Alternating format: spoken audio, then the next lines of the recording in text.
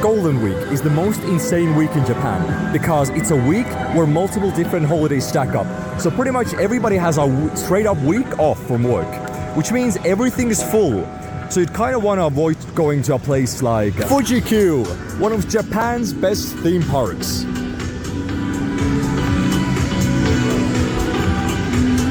Bus seat review. Reading material. We have a cup holder for your drinks. Beep boop beep boop.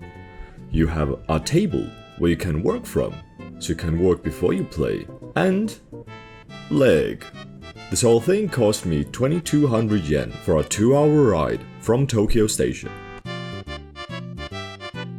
They are very serious about security. One thing that I haven't seen it done anywhere before is facial scans. They make you take a picture, and before every single ride, you also need to scan your face in.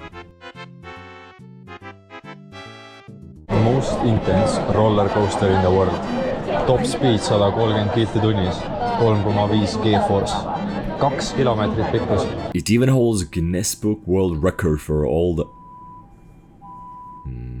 And one of the annoying things here is that they don't let you take your camera with me, even though it's like a harness on your body, so it's not gonna go anywhere. You can't have your watch, or your hat, or your glasses, so I can't record anything, and I also can't see anything. But does anyone know why? And it's not because of security, because when you put stuff in the lockers, you take the locker key with you that attaches to your wrist, much more loose than a watch, but watches are banned. So what's the logic here? But the main thing is, it went really high, it was really scary, and on a good day you should be able to see Mount Fuji at the top. Overall, a pretty standard roller coaster, except, you know, it's really fast, goes very wildly, but at the very end, it just goes left and right and does like little zigzags, which make your body bounce a lot. If you want to skip queues, it's gonna cost 3,000 yen, which sometimes is worth it, because it's like 17 euros, $20, but you don't have to wait an hour in line. This is literally pay to win. And I'm gonna pay. Because we waited 15 minutes in line before. Alright, let's go. And this is the main ride here, Zokkon. It has by far the longest line, standing at a whopping 60 minutes. Disneyland has nothing on this place. This was my favorite ride of the day. It's hard to explain because it wasn't the fastest, it wasn't the most intense, but riding it was actually fun. The way it took corners, the way everything felt, was just nice. So while with the previous one, you kinda might have felt a bit bruised afterwards, with this one, you just walked away with a nice little breeze in your step. Very intense, actually fun ride, but it was over way too quick. This is not a bathroom review. The previous ride just made me very emotional.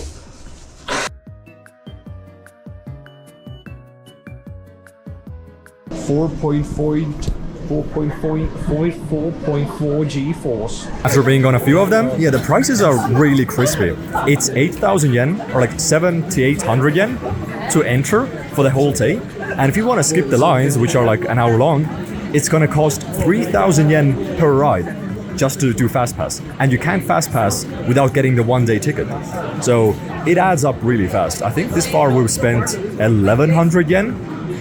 And this is 11,000 yen, and this is our third ride. Steepest roller coaster with a 121-degree free fall world record. Now this ride, I like the least of all the rides here.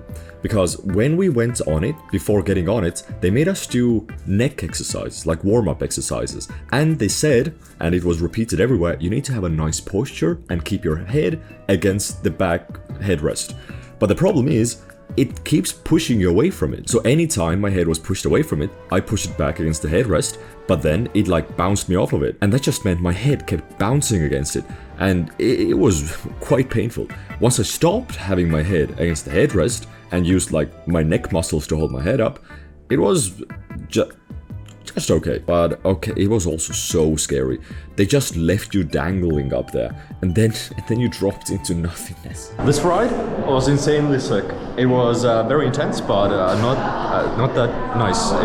It was just painful and physically intense. Top 3 rides this far. We've only been on 3 rides this far. What is top ride? That one. The basic bitch one. Literally the tallest ride ever. What do you think about last one? The way they held you up on the top, that was That was crazy being in the front row. This is the first ride where we had to do neck like warm up. Yeah, warm up your muscles. Yeah. And I should have done it more. Everybody should have done it more. Yeah, I feel like you need a thick neck for this one. It was the last one, the bicycle one, that was core exercise. Yeah. This is like neck exercise. So you get your full body workout for the day. Yeah. They have a Thomas the Tank Engine theme park. We're gonna speed run this. Bathrooms. Ride. Green Thomas. Treasure hunt. That was the Thomas the Tank Engine land.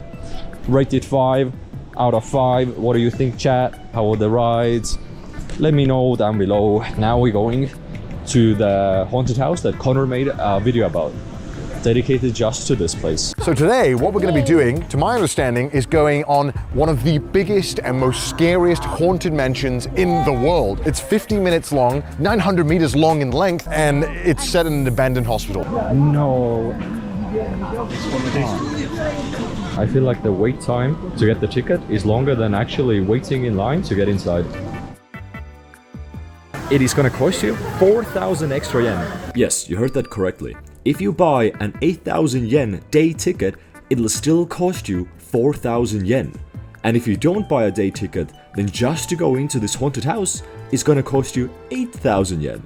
Though it is split amongst up to 4 people in your group. Please wait until the staff arrives to guide you. Please. I don't have much to say about this place. It's a haunted house, it has its fun stuff, and the greatest thing is that there are actors in there who will actually scare you. There was also a story behind it, but it was all in Japanese, so I really don't have an idea what was going on. But they do try to make a story out of it. You're also not allowed to film or take pictures inside, so that's why we have this footage here. Even though I don't know why not. And I wasn't gonna risk it because they had like infrared cameras in there to detect every signal your phone does. Also, is it kind of crazy that Connor is recording this stuff on a 1X, which is like not a good camera to use in low light. Same with all of the action cameras. But of course, the obligatory taking a picture while they spook you. I would say this was out of horror things. Maybe I've grown out of it, maybe not. I feel like it's a very 5 out of 10. There were some cool moments where people got up and scared you, but most of the time it just kind of felt a bit cheap. Like, instead of actually getting some legit equipment or hospital things, they just went into like a Halloween shop and got stuff from there instead. But it was 900 meters, very long. But yeah, you could tell that it was drawn out, like a lot of, filler. Yeah. To make it 900 meters. So. But yeah, I don't like scary things, so 10 out of 10, yeah. I guess this is the food court, the gourmet food. All right, what are the prices of the foods here? 850, 800 for grilled, 600 for dumplings, 500 for dango. Those look like pretty big dango. This was 200 though. This is like double the price of normal vending machines. This is what skipping 50 minutes of lines looks like.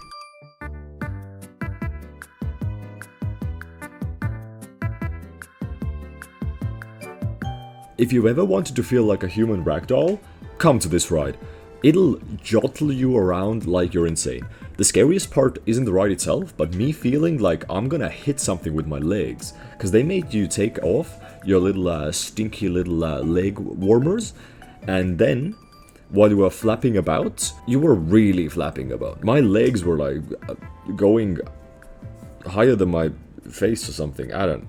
Either way, it was also pretty scary, but it felt more disorienting than scary, because you never really knew where you're going and you only got glimpses of what's going on, since it kind of spanned you 360 degrees in all ways. Alright, this ride, yeah, my throat is gone. This was less painful than the third ride that goes 121 degrees, but fuck, we had to take off our shoes. Because I guess it would have blown off otherwise. Oh, my head is pounding. This was the most thrilling of them all, but also I would never go again. Did you like it? Yeah, until I crushed my nut at the end, it was all good.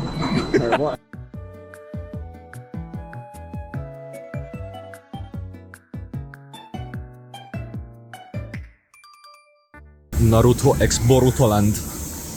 Wow, Agara, it's the frog.